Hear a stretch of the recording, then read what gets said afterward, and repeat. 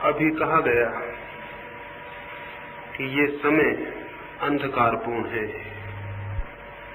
और ये युग पतन का, भौतिकवाद का और मटेरियलिज्म का है। सबसे पहले मैं आपको निवेदन कर दूं, ये बात अत्यंत गलत है, ये बात झूठी है। इस बात से ये भ्रम पैदा होता है कि पहले के लोग प्रकाशपूर्ण थे और आज के लोग अंधकारपूर्ण हैं। इससे ये भ्रम पैदा होता है कि पहले के लोग अंधकार में नहीं थे और हम अंधकार में हैं। इस भ्रम के पैदा हो जाने के कुछ कारण हैं, लेकिन ये बात सच नहीं है। हम अनैतिक हैं, इमोरल हैं और पहले के लोग नैतिक थे, ये बात भी ठीक नहीं है। अगर पहले के लोग नैतिक थे तो महावीर ने किसको समझाया कि हिंसा मत करो, चोरी मत करो, असत्य मत बोलो? बुद्ध ने किसको उपदेश दिए? राम और कृष्ण किन लोगों को समझा रहे थे अच्छा होने के लिए? अगर लोग अच्छे थे तो ये उपदेश व्यर्थ थे, झूठे थे, इनकी कोई जरूरत न थी। ये दुनिया में पुरानी सदियों में इतने इतने बड़े शिक्षक हुए, ये क्यों पैदा हुए? जहां अंधेरा होता है वहां दियों की जरूरत पड़ती है, जहां भूलें होती हैं वहां शिक्षक पैदा होते हैं, जहां गलतियां होती हैं वहां सुधारक का जन्म होता है। अगर पिछली सदियों में इतने बड़े सुधारक दुनिया में पैदा हुए, ये किस बात का सबूत है? ये इस बात का सबूत है उस दिन के लोग भी हमारे जैसे लोग थे, जैसे हम हैं वैसे वे लोग थे। वे भी चोरी करते थे और वे भी बेईमान थे और वे भी हिंसा करते थे और युद्ध करते थे। अगर वे बेईमान नहीं थे तो ईमानदारी की शिक्षाएं किसके लिए थी? अगर वे चोर नहीं थे तो चोरी न करने की बातें किसको समझाई जा रही थी? वे हम जैसे ही लोग थे, आदमी में कोई फर्क नहीं पड़ा है। तो मैं आपसे कहना चाहूंगा, ये सदी अंधकार में है, इससे ये मतलब न लें कि पहले के लोग प्रकाश में थे। आदमी आज तक अंधकार में ही रहा है। ये भ्रम इसलिए पैदा होता है कि पहले के लोग अच्छे थे। इसके भ्रम के पैदा होने के पीछे कोई कारण है, वो ये, हम सारे लोग अभी जमीन पर 1000 साल बाद हमारी याद करने वाला कौन होगा? कोई भी नहीं। लेकिन गांधी याद रह जाएंगे, हम सारे लोगों के नाम भूल जाएंगे, हम सारे लोगों के कृत्य, हमारी नीति अनीति सब भूल जाएगा। एक गांधी याद रह जाएगा हमारे बीच, और 1000 साल बाद लोग सोचेंगे कि गांधी इतना अच्छा आदमी था तो उस जमाने के सारे लोग अच्छे रहे होंगे। आपको पता है बुद्ध के समय में कौन सा आदमी जमीन पर था, कौन सा आदमी सड़कों पर चल रहा था, कौन सा गांव में रह रहा था? आपको पता है कि राम के वक्त में कौन लोग थे? आपको पता है कृष्ण के वक्त में कौन लोग थे? सामान्य आदमी की कोई कथा बाकी नहीं रह जाती जो कि असली आदमी है। थोड़े से अपवाद, थोड़े से एक्सेप्शंस याद रह जाते हैं और उनकी याददाश्त पर हम निर्णय करते हैं कि पहले के लोग अच्छे रहे होंगे। बुद्ध अच्छे थे, महावीर अच्छे थे, तो गांधी अच्छे थे तो हम अच्छे हैं। बल्कि सच्चाई यह है कि अगर सारे लोग अच्छे हो जाएं तो गांधी को याद रखने की कोई जरूरत नहीं रह जाएगी। अगर महावीर के समय के सारे लोग अच्छे होते तो महावीर का नाम हम कभी का भूल गए होते। वो उस पूरे अंधेरे में एक आदमी चमकता हुआ था इसलिए दिखाई पड़ रहा है आज तक। अगर सारे लोग चमकते हुए होते वो महावीर कभी के भूल जाते, कृष्ण भी कभी के भूल जाते। ये 10-15 लोगों के नाम हमें याद है केवल इसलिए कि इस पूरी अंधेरी रात में 10-5 चमकते हुए सितारे, लेकिन आदमी की जिंदगी आज तक जमीन पर अंधेरे से भरी रही है। 15,000 युद्ध लड़े गए हैं 5,000 वर्षों में। 15,000 युद्ध किन लोगों ने लड़े? अगर वे अच्छे लोग थे तो कौन लड़ रहा था? हिंदुस्तान की जमीन पर बुद्ध के समय में 2000 राज्य थे और हर रोज इस जमीन पर लड़ाई हो रही थी। कौन लड़ रहा था वो लड़ाई? और लड़ाई प्रेम से लड़ी जाती, ईमानदारी से। लड़ाइयां कैसे लड़ी जाती? महाभारत हुआ हमारे इस मुल्क में, जिनको हम बहुत अच्छे लोग कहते थे, वे भी अपनी औरत को जुए पर दांव में लगा सकते थे। कैसे अच्छे लोग रहे होंगे। और अच्छे लोग थे तो जमीन के लिए लड़े, सारे मुल्क को शायद 2-4 हजार वर्ष के लिए रीढ़ तोड़ दी। जुआ खेलते थे, औरत को दांव पे लगा सकते थे, अच्छे लोग थे। बात असल ये है कि अतीत तो हमें भूल जाता है और वर्तमान हमें दिखाई पड़ता है। आप कहते हैं पीछे के लोग अच्छे थे और आज के लोग अंधेरे में। आज तक जमीन पर जितनी किताबें लिखी गई हैं, पुरानी से पुरानी किताब भी यही कहती है कि पहले के लोग अच्छे थे। वो पहले के लोग कब थे?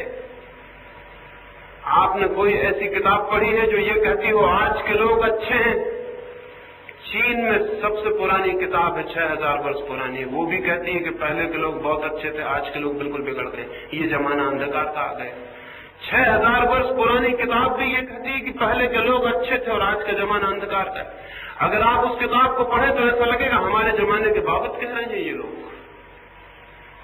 नहीं, इसमें कोई बुनियादी भ्रम है।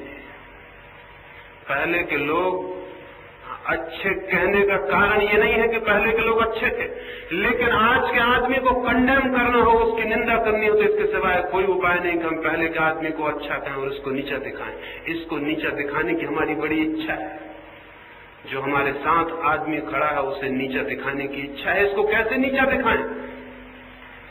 इसको नीचे दिखाने का एक रास्ता है कि पहले के लोग बहुत अच्छे थे। अगर पहले के लोग अच्छे थे तो ये बुरे लोग उन अच्छे लोगों से कैसे पैदा हो गए? अगर पहले की संस्कृति और सभ्यता अच्छी थी तो ये दुष्परिणाम कैसे आया? ये उसी का तो फल है, ये उसी का तो कॉन्सिक्वेंस है, ये उसी में से तो निकला है। ये जो कुछ निकला है उससे ही पैदा हुआ है। मैं क्या कहना चाहता हूं ये बात कहके? मैं ये बात कह के ये कहना चाहता हूं कि ये सवाल किसी युग का नहीं है कि आदमी अंधकार में। यह आदमी का चित्त जैसा है अभी और आज तक जैसा रहा है, उस चित्त से यह अंधकार पैदा हो रहा है। ये किसी युग की भूल नहीं है, यह आदमी का चित्त जैसा है उसका परिणाम है। और जब तक हम आदमी के चित्त को बदलने की कीमिया, तरकीब, उसको बदलने की विधि नहीं समझ लेते, और जब तक हम बहुत बड़े पैमाने पर आदमी की चेतना को बदलने का उपाय नहीं करते, तब तक जमीन पर अंधकार रहेगा। ये किसी युग का सवाल नहीं है, ये सतयुग और कलयुग का सवाल नहीं है। ये सवाल आदमी के मन का है, और आदमी का मन वही है जो 5000 साल पहले था, उसमें कोई फर्क नहीं पड़ा। ये आदमी का मन क्या है जो अंधकार ले आता है? और इधर 5000 सालों में हमने कोशिश की इसको बदलने की, वो कोशिश असफल क्यों हो गई? और हम आज भी वही दोहराते हैं कि इस आदमी को बदलना है तो उन्हीं बातों को दोहराते हैं जो 5000 साल में नाकामयाब साबित हो गई, फिर भी उन्हीं बातों को दोहराते हैं। तो ये जमाना आगे भी अंधकारपूर्ण रहेगा अगर उन्हीं बातों को हम दोहराए चले गए। वो कौन सी बातें हैं जिनकी वजह से आदमी का चित्त नहीं बदल सका? कौन सा कारण है जिसकी वजह से आदमी वहीं वहीं चक्कर काट रहा है, जैसे कोल्हू का बैल चक्कर काटता हो? जमाने गुजर जाते हैं, सदियां गुजर जाती हैं, आदमी वही का वही है।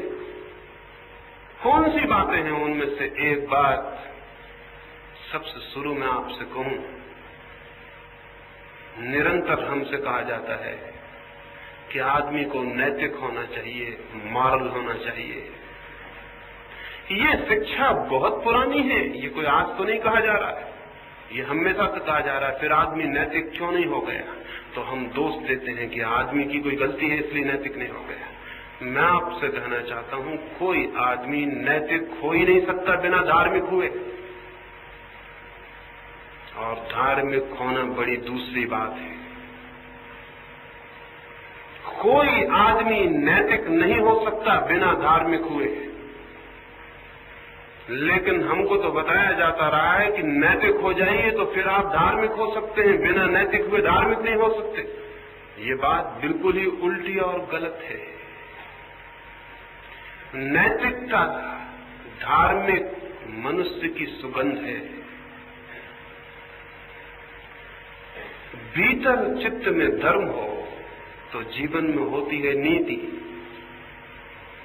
अंतःकरण परिवर्तित हो जाए तो आचरण हो जाता है दूसरा। नीति का संबंध है आचरण से, धर्म का संबंध है अंतःकरण से। लेकिन 5000 वर्षों से हम कह रहे हैं आदमी को नैतिक बन जाने को, और बिना अंतःकरण बदले हुए जो आदमी अपने आचरण को बदल लेता है वो नैतिक तो नहीं होता, विकृत जरूर हो जाता है। क्या मतलब मेरा ये कहने का? मेरा कहने का ये मतलब है कि जो आदमी अपने जीवन को नैतिक बनाने में लगता है वो क्या करेगा? अगर उसके भीतर सेक्स है, काम है, जो कि होना चाहिए और है, उसके जीवन का स्वभाव का हिस्सा है, तो वो क्या करेगा नैतिक बनने को? वो आदमी ब्रह्मचर्य की कस्में लेगा नैतिक बनने को। ब्रह्मचर्य की कस्मों से क्या होने वाला है? इतना ही होने वाला है कि वो आदमी अपने सेक्स को भीतर दबाए चला जाएगा। ऊपर से ब्रह्मचर्य को ओढ़ लेगा और भीतर सेक्स को दबा लेगा, सप्रेस कर लेगा। वो दबी हुई कामुकता, वो दबा हुआ सेक्स नष्ट नहीं होगा, उसके भीतर उसके अचेतन मन की परतों में घूमने लगेगा, रात सपनों में आने लगेगा, कमजोर क्षणों में प्रकट होने लगेगा। वो उसके भीतर निरंतर मौजूद रहेगा और उसकी मौजूदगी उसको भयभीत कर देगी। वो घबराया हुआ रहने लगेगा। उसको अगर कहीं स्त्री दिख जाए तो वो घबराएगा, आंख बंद कर लेगा, वो दूर भागेगा, जंगलों में जाएगा, बस्तियां छोड़ेगा, क्योंकि भीतर भय है कि कहीं उसका ब्रह्मचर्य न टूट जाए।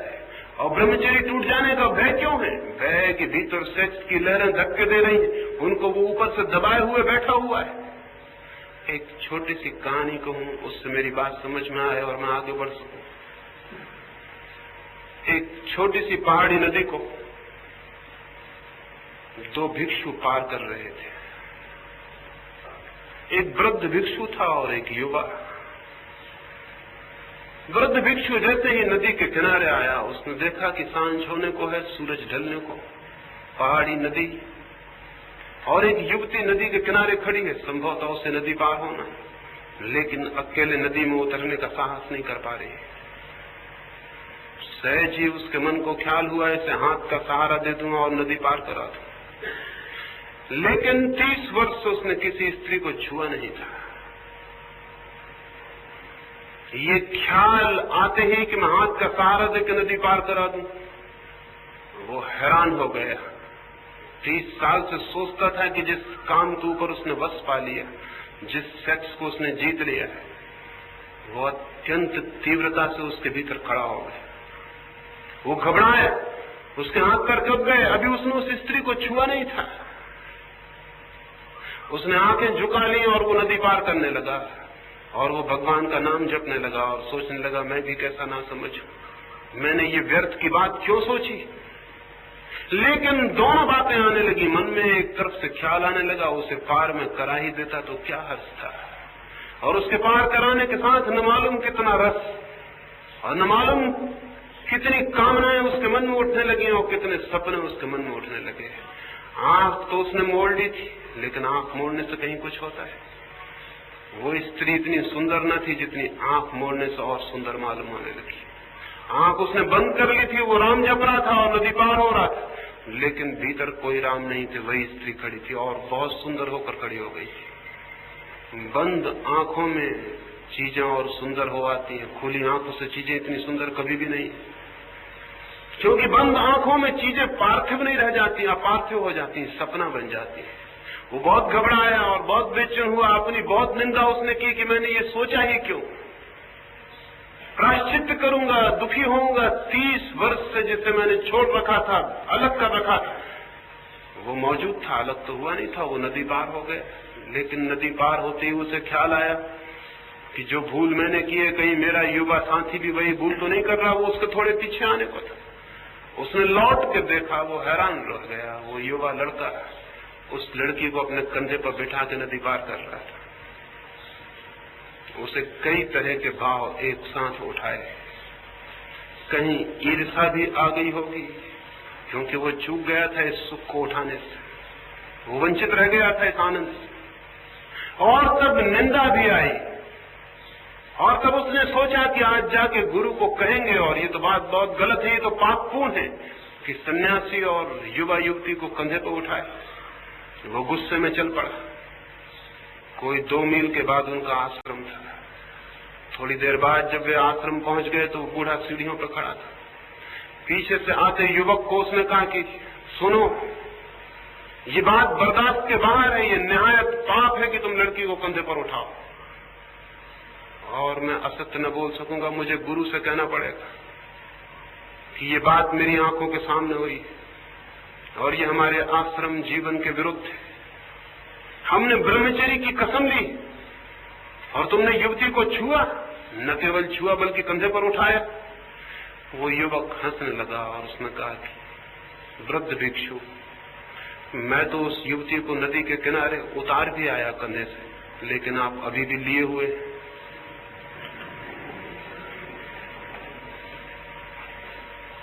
दमित सप्रेस्ड माइंड चीजों को सिर पर तो नहीं लेता, लेकिन फिर भी वे उसके सिर पर चढ़ जाती हैं और जीवन भर उसके साथ चलती हैं। उन्हें उतारना कठिन हो जाता है, क्योंकि जिसे हम दबाते हैं वो नष्ट नहीं होता, वो हमारे भीतर छुप जाता है। हम जितना दबाते हैं वो हमारे भीतर और ज्यादा गहरे छुप जाता है। हम सत्य बोलने का व्रत लेते हैं और भीतर असत्य छिप के बैठ जाता है। हम ईमानदार होने की कसम खाते हैं और भीतर बेईमानी धक्के देती है। मनुष्य 2 हिस्सों में टूट जाता है, एक जैसा वो दिखाई पड़ता है और एक जैसा वो है। और ये जीवन भर का संघर्ष, ये जीवन भर की पीड़ा नरक बना देती है। अब इसमें 2 ही रास्ते। अगर वो आदमी बहुत चालाक है, समझदार है, तो एक रास्ता पाखंड है। और वो रास्ता यह है कि वो ऊपर से तो जो दिखाई पड़ता है दिखता रहे, और भीतर जो है छुपे रास्तों से उसकी तृप्ति का भी मार्ग खोज ले। एक रास्ता तो ये है। और इसलिए नैतिक शिक्षा का अनिवार्य परिणाम पाखंड हुआ है। सारी दुनिया और मनुष्य जाति पाखंडी हो गई है। उसको पाखंडी बनाने में नैतिक शिक्षा का हाथ है, जो ये सिखाती है कि सच बोलो, बेईमानी मत करो, झूठ मत बोलो, क्रोध मत करो, वासना मत लाओ, जो हर चीज में इंकार सिखाती है। उसका परिणाम ये होगा कि आदमी दमन करेगा, और दमन इतने परेशान कर देगा उसे कि वो छुपे रास्तों से प्रवेश करना चाहेगा। पाखंड पैदा होगा। और अगर वो जिद्दी हुआ और पाखंडी नहीं बना तो दूसरा विकल्प है कि वो पागल हो जाएगा, क्योंकि इतना टेंशन और इतना तनाव झेलना कठिन है। उस तनाव में, चिंता में, संताप में वो टूट जाएगा और विक्षिप्त हो जाएगा। इसलिए सभ्यता के विकास के साथ 2 तरह की बातें विकसित हुई हैं, पाखंड और पागलपन। क्या आपको पता है जितने हम सभ्य होते गए हैं उतने ही हमारी संख्या पागलों की बढ़ती चली गई? क्या आपको पता है जितने हम शिक्षित होते गए हैं उतने ही हमें पागलखाने बढ़ाने पड़ रहे हैं? क्या आपको पता है कि जो हमारी जमीन पे सबसे ज्यादा शिक्षित और सभ्य मुल्क है, वही मुल्क सर्वाधिक मानसिक रोगों से भी पीड़ित है? अमेरिका में प्रतिदिन कोई 15 लाख से 30 लाख तक लोग अपनी मानसिक चिकित्सा के लिए सलाह ले रहे हैं। ये सरकारी आंकड़े, और सरकारी आंकड़े कभी सच नहीं होते। इससे ज्यादा लोग वहां खराब हालत में हैं। मानसिक चिकित्सकों की संख्या अमेरिका में एकदम तीव्रता से बढ़ती चली जाती है। अमेरिका सबसे ज्यादा सभ्य मुल्क है, इसका ये सबूत है। और कल जब आप भी सभ्य हो जाएंगे तो आपको भी पागलों की संख्या इतनी ही बढ़ानी पड़ेगी, क्योंकि बिना पागल हुए कोई सभ्य नहीं हो सकता। वो मुल्क पूरी तरह सभ्य कहा जाएगा जिस मुल्क के सारे लोग पागल हो जाएं। वहां सभ्यता चरम उत्कर्ष पर पहुंच गई, क्योंकि सभ्यता सिखाती है नैतिकता, और नैतिकता से पैदा होता है तनाव, द्वंद्व और कॉन्फ्लिक्ट। वो चित्त को बांट देती है, खंड खंड कर देती है। वो खंड खंड चित्त बड़ी बेचैनी में पड़ जाता है। तो एक रास्ता तो है कि वो पागल हो जाए, पागल होकर आत्मघात कर ले। आत्महत्या की संख्या भी सभ्यता के साथ बढ़ती है। दूसरा उपाय है कि वो बेईमान हो जाए और धोखा देने लगे, बाहर से कुछ दिखाई पड़े, भीतर से कुछ और हो जाए। पीछे लंदन में शेक्सपियर का एक नाटक चलता था।